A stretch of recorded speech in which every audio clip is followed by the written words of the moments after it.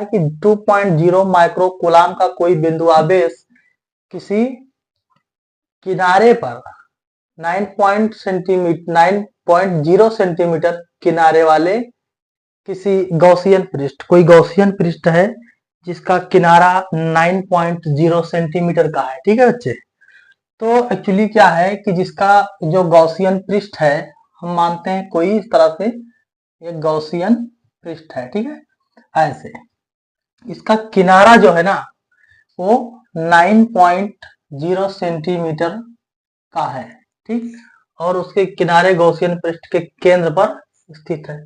अब इसका किनारा कुछ भी हो, इतना इस तरह मान लीजिए ऐसे कुछ मोटाई का है, ऐसे कुछ। ठीक है, गॉसियन पृष्ठ जो है कुछ इस तरह से है। ठीक है, इसकी जो मोटाई है वो 9 पॉइंट समथिंग सेंटीमीटर है या 9.0 सेंटीमीटर है, और यहाँ पर कहीं 2.0 माइक्रो कूलाम का कोई बिंदु आवेश स्थित है। 2.0 माइक्रो कूलाम। ठीक है, या इसको हम केवल 2 माइक्रो कूलाम का ही आवेश कह सकते हैं। ठीक है, 2.0 मतलब 2 माइक्रो कूलाम। ठीक है, ये इसके केंद्र पर स्थित है, और यहाँ से इस गॉसियन पृष्ठ से निकलने वाले विद्युत फ्लक्स की जो है गणना करनी है। ठीक है, विद्युत फ्लक्स क्या होगा, समझ में आ रही बात?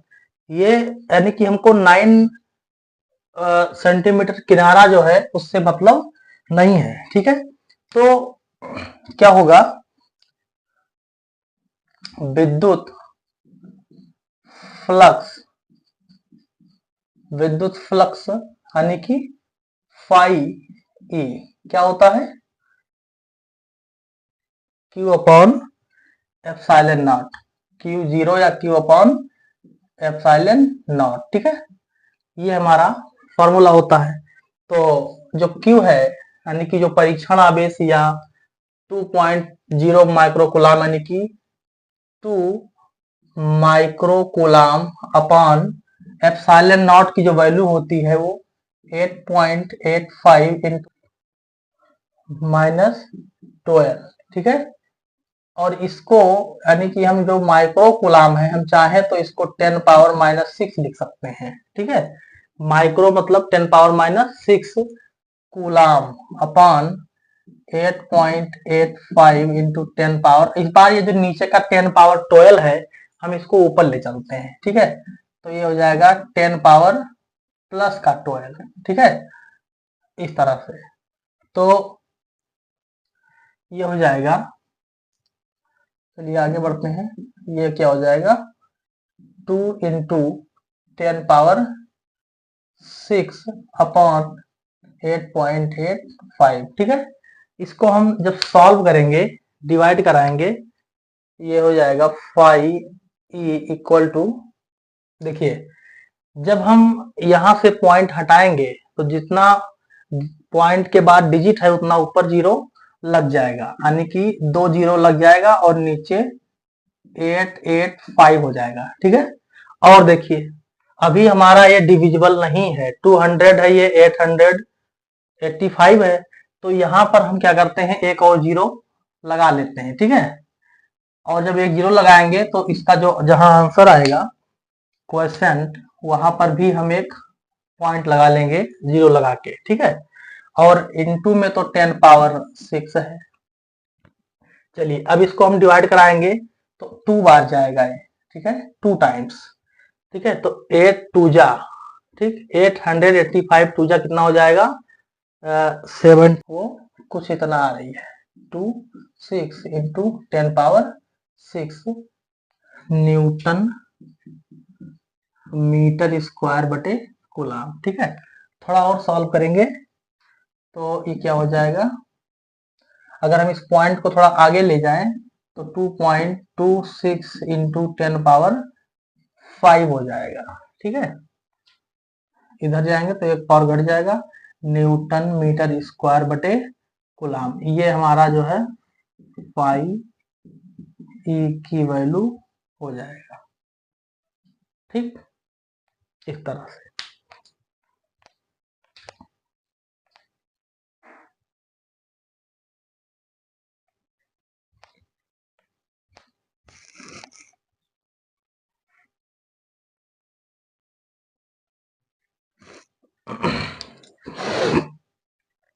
देखिए दूसरा क्वेश्चन है हमारा, कोई अनंत रैखिक आवेश 2 सेंटीमीटर दूरी पर, ठीक है, कोई रैखिक अनंत, क्या नाम है, कोई अनंत रैखिक आवेश 2 सेंटीमीटर दूरी पर 9 इंटू 10⁴ न्यूटन कूलाम इनवर्स वैद्युत क्षेत्र उत्पन्न करता है। ठीक है, कोई अनंत रैखिक आवेश है जो 2 सेंटीमीटर की दूरी पर रखा हुआ है, ठीक है, और वो इतना जो है वैद्युत क्षेत्र उत्पन्न करता है, तो रैखिक आवेश घनत्व क्या होगा। ठीक है, रैखिक आवेश घनत्व क्या होगा। ठीक, तो रैखिक आवेश घनत्व के यहाँ पर हम सॉल्व करेंगे।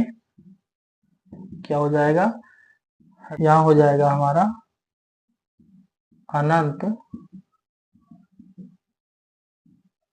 लंबाई के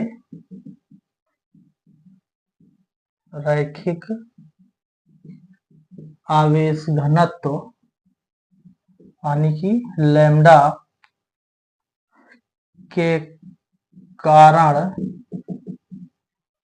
r दूरी पर वैद्युत क्षेत्र। ठीक है, r दूरी पर वैद्युत क्षेत्र यानी कि लैम्डा के कारण, तो वैद्युत क्षेत्र क्या हो जाएगा, E बराबर लैम्डा अपॉन 2 पाई r और एप्सिलॉन नॉट, एप्सिलॉन नॉट। ठीक है, ये हमारा क्या हो जाएगा, वैद्युत क्षेत्र हो जाएगा।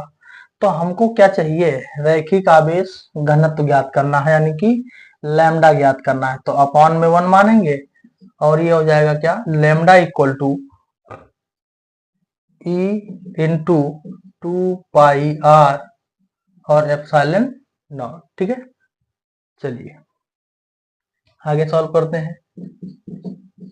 लैम्डा सेट कर लेते हैं, 2 पाई एप्सिलॉन, सॉरी आर नहीं रखेंगे, 2 पाई एप्सिलॉन नॉट आर और ए, यानी कि इतनी वैल्यू को हम थोड़ा अलग रखते हैं, अभी उसकी जरूरत पड़ेगी। ठीक है, तो lambda equal to 2 pi epsilon nought को हम लिख सकते हैं क्या, 4 पाई एप्सिलॉन नॉट, लेकिन अपॉन में 2 लगा देते हैं ताकि ये 2 पाई ही लिखा रहे। ठीक है, इंटू आर ए। ठीक है, थोड़ा और सॉल्व करते हैं, तो यहाँ से हम 1/2 को अगर हम बाहर ले लें तो ये क्या बचेगा, 4 पाई एप्सिलॉन नॉट और आर ई। ठीक है, तो देखिए 4 पाई एप्सिलॉन नॉट की वैल्यू क्या हो जाएगी, 1/9 इंटू 10⁹, क्योंकि अगर ये 1/4 पाई एप्सिलॉन नॉट होता तब 9 इंटू 10⁹ होता, ये 1 है नहीं, सीधे 4 पाई एप्सिलॉन नॉट है, तो 1/9 इंटू 10⁹ हो जाएगा। समझ में आ रहा है, ऐसे ही इधर फिर इसको एज इट इज उतार देंगे। ठीक है, चलिए इसको सॉल्व करते हैं। आर की वैल्यू कितनी दी गई है, लैम्डा बराबर, ये तो हो जाएगा 1/2 इंटू, अब इसको अगर हम ऊपर ले जाएं, ये 1/9 तो नीचे ही रहेगा, ये ऊपर ले जाएंगे तो 10⁻⁹ हो जाएगा। और r की वैल्यू जो है हमको कितना दिया गया था, 2 सेंटीमीटर। ठीक है, तो हमारा जो न्यूमेरिकल लगता है ना, न्यूमेरिकल जो हम लगाते हैं, तो 2 सेंटीमीटर को जो हम मीटर में चेंज करते हैं तो क्या करते हैं, 100 से डिवाइड कर देते हैं, यानी कि 0.02 मीटर हो जाता है ये। ठीक है, ये मीटर हो जाता है, तो इसकी वैल्यू यहाँ पर हो जाएगी 0.02 मीटर। और ये वैद्युत क्षेत्र की तीव्रता कितनी दी गई है, ये 9 इंटू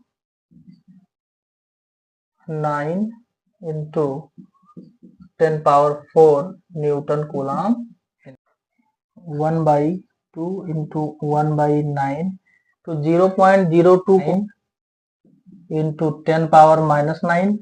और यहाँ पर जो 0.02 लिखा है ना, इसको हम क्या लिख सकते हैं, 0.02 को हम लिख सकते हैं 2 इंटू 10⁻⁻²। ठीक, तो ये हो जाएगा 2 इंटू 10⁻⁻², और फिर इंटू 9 और इंटू 10 पावर 4।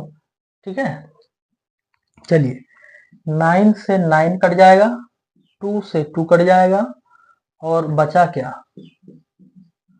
बचा सिर्फ 10 पावर माइनस 9, 10 पावर माइनस 2, हो जाएगा 10 पावर माइनस 11, और 10 पावर माइनस 10 पावर प्लस 4, यानी कि 10 power minus 11 into 10 power plus 4। तो समान आधार पर गुणे की प्रक्रिया में घातें जुड़ती हैं, यानी कि -11 है, 4 जोड़ दीजिए तो 10 पावर माइनस 7 कूलाम बटे मीटर।